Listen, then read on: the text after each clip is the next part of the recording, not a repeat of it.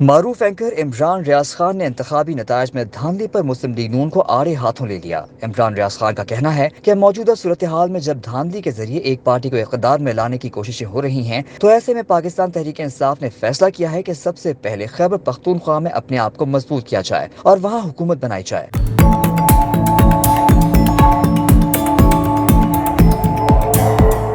وفاق کی بات کرتے ہوئے عمران ریاض کا کہنا تھا کہ انتخابی نتائج میں ہیر پھیر کے معاملات عدالتوں میں ہیں اور اب عدالتوں پر منحصر ہے کہ پاکستان مسلم لیگ نون کی حکومت بنتی ہے یا پاکستان تحریک انصاف کی۔ عمران ریاض کا کہنا ہے کہ فیصلہ اس وقت تک نہیں ہو سکتا جب تک عدالتیں ان نشستوں کے اوپر فیصلہ نہ کر دیں جن کے بارے میں پاکستان تحریک انصاف کا کہنا ہے کہ وہاں پی ٹی آئی کے امیدوار جیتے ہیں، اور آزاد میڈیا بھی یہی بات کر رہا ہے کہ وہاں بہت دھاندلی کی گئی ہے۔ جو سیٹیں پاکستان تحریک انصاف جیت رہی تھی وہ ان سے چھینی گئی ہیں۔ خاص طور پر راولپنڈی ڈویژن میں تو بہت بڑی تباہی پھیلی گئی ہے۔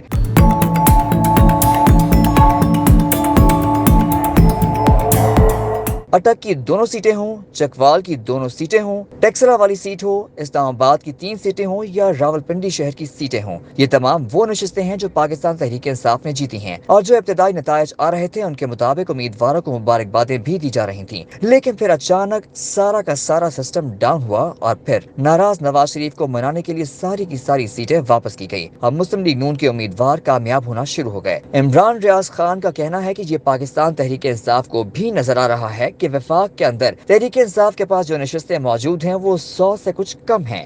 دوسری جانب مسلم لیگ نون دھاندلی کر کے تقریباً 75 نشستوں کے قریب پہنچ گئی ہے۔ شہباز شریف نے تحریک انصاف کے علاوہ جیتنے والے کچھ آزاد امیدواروں سے بھی ملاقات کی ہے اور انہیں مسلم لیگ نون میں شمولیت کی دعوت دی ہے۔ اب صورتحال یہ ہے کہ اگر عدالتیں پاکستان تحریک انصاف کو انصاف دیتی ہیں تو پھر وفاق میں تحریک انصاف کی حکومت بن سکتی ہے۔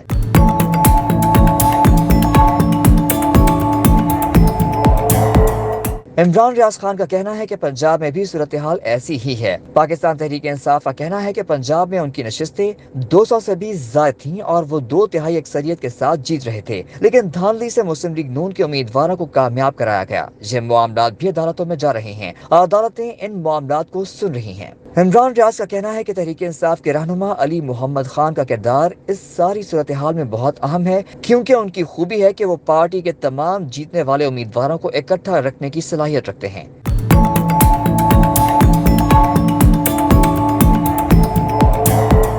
عمران ریاض نے کہا کہ پاکستان تحریک انصاف کے آزاد حیثیت میں جیتنے والے تمام امیدوار کسی اور پارٹی میں شامل ہوں گے تاکہ انہیں مخصوص نشستیں مل سکیں، اور بعد میں اس پارٹی کو پاکستان تحریک انصاف میں ضم بھی کیا جا سکتا ہے۔ جن پارٹیوں میں پاکستان تحریک انصاف کے آزاد امیدوار ضم ہو سکتے ہیں ان میں ایک پارٹی مجلس وحدت المسلمین، دوسری پارٹی JUI شیرانی، جبکہ تیسری پارٹی حامد رضا صاحب کی سنی اتحاد کونسل ہے۔ ان میں سے کسی بھی پارٹی میں تحریک انصاف کے آزاد امیدوار جیت کر شامل ہو سکتے ہیں۔ عمران ریاض کا کہنا ہے کہ اب یہ دیکھنا ہے کہ صدر مملکت کس پارٹی کو حکومت بنانے کی دعوت دیتے ہیں۔ یہ ایک بڑا سوال ہے کیونکہ مسلم لیگ نون کو دھاندلی کے ذریعے سیکنڈ لارجسٹ پارٹی بنا دیا گیا ہے، حالانکہ دوسرے نمبر پر پاکستان پیپلز پارٹی کو ہونا چاہیے تھا۔